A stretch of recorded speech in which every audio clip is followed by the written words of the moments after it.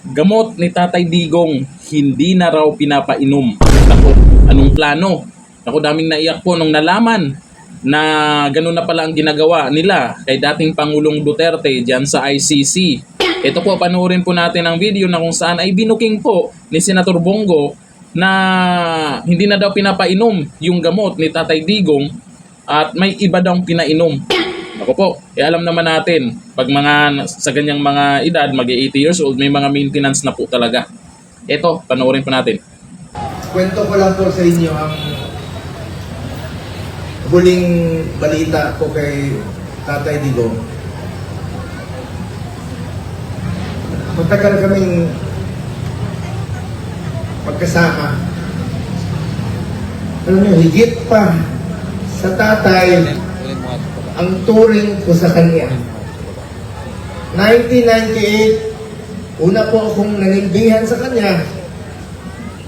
Hanggang 2022, kahit senador na po ako, sinasamahan ko siya hanggang sa huling araw ng kanyang termino. Sumama po ako hanggang makauwi siya sa bahay niya noong June 30 of 2022. Alam ko yung hirap na niya. Halos hindi na nga makasuot ng medyas. Sinong magme-medyas sa kanya doon? Kaya nga, nagurit talaga kami. Gusto ko lang iyak. Grabe. Iwan ko lang kung magustuhan nyo yung sinasabi pero mukhang ano eh. Alam nyo, nakausap ko kaninang madaling araw si Atty. Mijaldea pagkatapos ng hearing nila at saka si Ma'am Hanilet. Kaya siya ganon siya magsalita. Dalawang dahilan, maring nag-a-adjust sa oras, at ang pinakamasakit sa lahat, yung sinabi sa akin ni Atty. Mijaldea na hindi binibigay sa kanya yung gamot niya.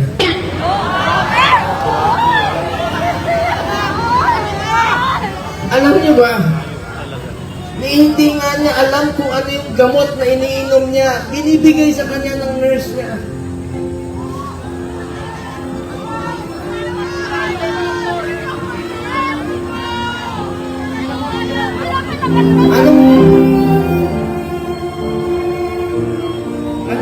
Anong gusto nilang gawin kay Tatay Digong?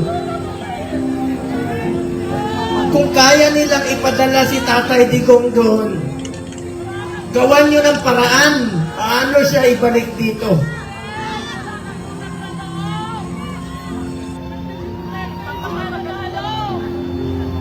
Gusto nyo basahin ko yung mga medisina niya? Ako,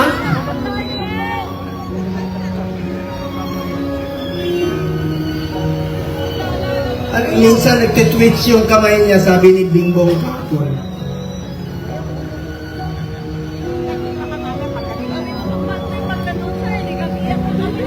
Kaya sa lahat ng mga politiko na nakinabang kayo sa panahon na pinansin kayo ni Tatay Digong, 6 na taon kayong pinansin ni Tatay Digong.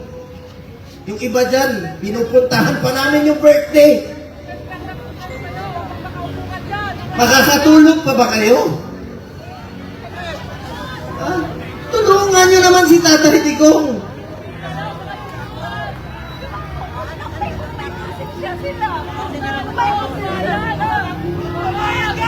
Alam nyo, hindi naman katakas si Tatay Digong. Nung Sabado, maraming nagpapayo sa kanya. Kami, sinabihan namin, Tatay Digong, pagpaliban mo muna. Pagpaliban mo muna yung pagpapauwi mo rito. Alam ni Ma'am Hanilet yun, alam ni Iyes yun, alam ng mga kasama niya. Dahil meron na pong threat sa kalusugan niya, sa buhay niya. Di natin alam eh. Pero mas pinili niyang umuwi at harapin. Ibig sabihin nun, hindi tatakas si Tatay Digong.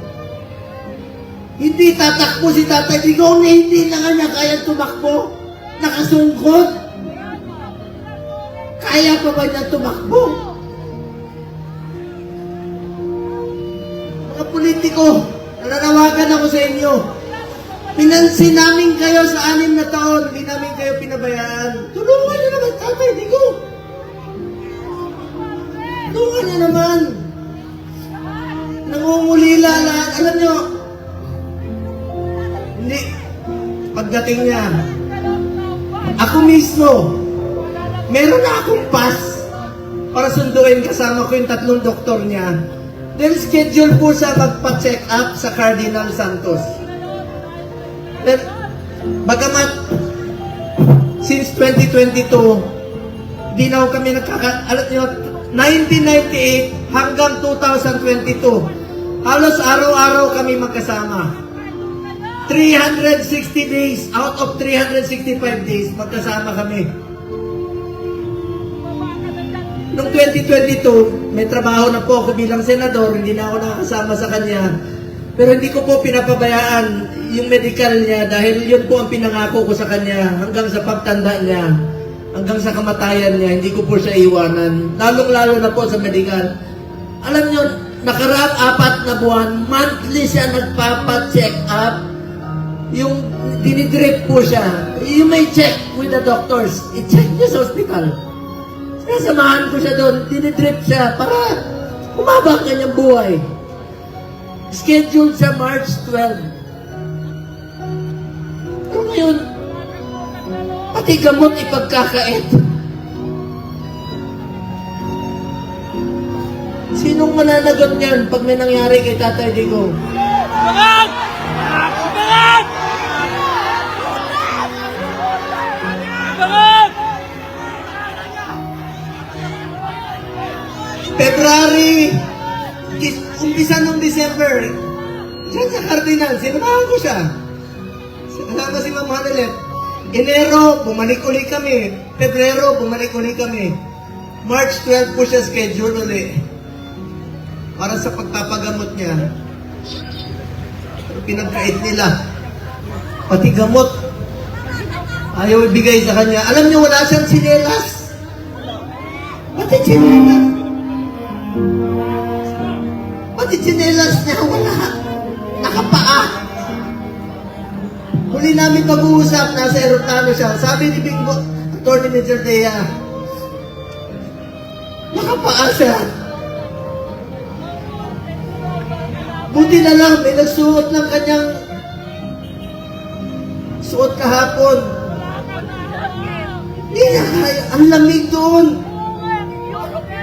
Alam nyo, salamat sa piloto niya, isang co-pilot doon. Binigay niya yung kalo niya kay Tatay Digong dahil alam nila malamig. Binaba siya sa stretcher, mag-isa siya. Hindi alam ni Atty. Major Dea saan siya dinala.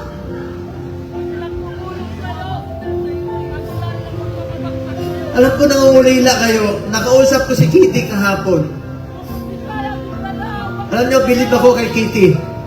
Sa murang edad na 20, dapat hindi siya kasama sa politika. Dapat nag-aaral siya ngayon. Pero sinama siya sa dumi ng politika. Tinawagan ko siya kahapon. Sabi niya, ninong niya ako eh. Sabi niya, ninong Bong. Hindi ko mapigilan umiyak. First time ko umiyak talaga. Eh kung ganun yung ginawa pala nila, ay sana wag naman. Talagang maninibago po si Tatay Digong dyan. Talagang nakita po natin nung pinakita siya ng ICC, eh talagang nakasandal, nakapikit, at mukhang nangihina. Pero sa ngayon, sa mga pagkatapos naman dyan, nakausap siya ni Vice President Sara Duterte, medyo okay na. Yun nga lang, yung nalaman po natin na ganun nga, hindi pinainom yung gamot, eh mukhang ano na yun. Mukhang hindi na maganda yun, no? Kaya abangan po natin yung update po dyan. Sana walang masamang mangyari kay Tatay Digong. Yun ang bantayan natin. Hanggang dito na, thank you. Bye-bye.